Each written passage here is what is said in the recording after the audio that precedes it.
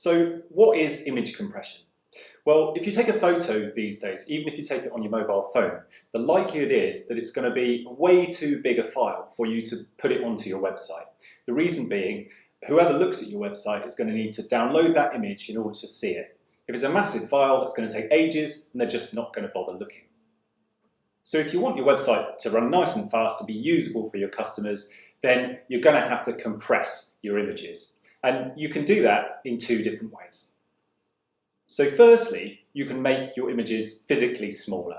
If you've taken a photo on a phone or on a camera, it might be 2,000 pixels across and 1,000 pixels high. Well, on your website, it might need to be much smaller than that. So you can use software to shrink it down. You can do this using a tool like Canva, for example, which you'll find at canva.com. So in this way, you can make sure that your image is no bigger than the space that's available on your website for it.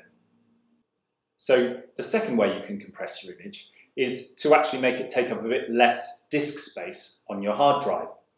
You can do this using a free service like tinypng. If you go to tinypng.com, you can just upload your image and compress it down.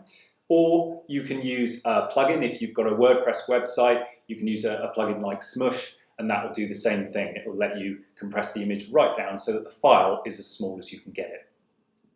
So it used to be the case that when you compressed images, you could make them look a bit pixelated and not very high quality. But these days, you can use what's called lossless compression to make files a lot smaller while keeping all of the quality of the original image.